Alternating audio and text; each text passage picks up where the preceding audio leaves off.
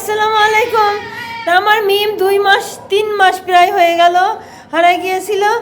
আজকে এই মুহূর্তে আমার মিম ফিরে আসছে।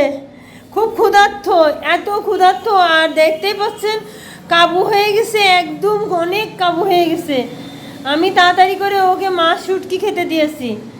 দেখতে পাচ্ছেন বন্ধুরা, সে আমাকে চিনতে পারছে। না না না, খাও খাও খাও। কি হয়েছে, কি হয়েছে, কি হয়েছে, বলো বলো কি হয়েছে। মিম তুমি কোথায় ছিলে? মিম তুমি কোথায় ছিলে? বলো বলো বলো, কোথায় ছিলে তুমি এতদিন? 3 মাস হয়ে গেছে, তুমি 3 মাস পর ফিরে আসছো।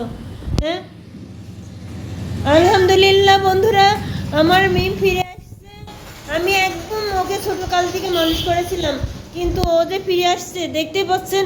আমার লাদুস লদুস মিমটা কাবু হয়ে কি অবস্থা দেখেন বন্ধুরা, কি অবস্থা তার চেহারা। সে ক্ষুধার্ত, খুবই ক্ষুধার্ত। আর তার ঘর বাড়ি সে সব চেনে, তার বিছানা, তার খাবার, তার বাটি, তার জায়গা সব সব চেনে বন্ধুরা। সে আমার দেখেন কিভাবে পায়ের সাথে সে মানে গা ডলতেছে। আমি খুবই আনন্দিত যে আমার বিড়ালটা ফিরে এসেছে। সে খেলতো, এই যে মিম তোমার খেলা, এই যে তোর ওর খেলনা, এই যে মিম মিম শোনো, এই যে মিম, এই যে তোমার খেলা, এই যে তোমার খেলা। হ্যাঁ হ্যাঁ হ্যাঁ, ও আমার পায়ের সাথে শুধু পা ডলছে, খাইতে চাচ্ছে, খুব ক্ষুধা। তো দেখতে পাচ্ছেন বন্ধুরা, দোয়া করবেন আমার বিড়ালটা যেন সুস্থ হয় আর সুস্থ থাকে, আর যাতে না হারায় যায় সেই দোয়াটাই করবেন। তে রাখি বন্ধুরা, এখন আমার যে কি আনন্দ লাগছে, আমি সব কিছু ভুলে গেছি।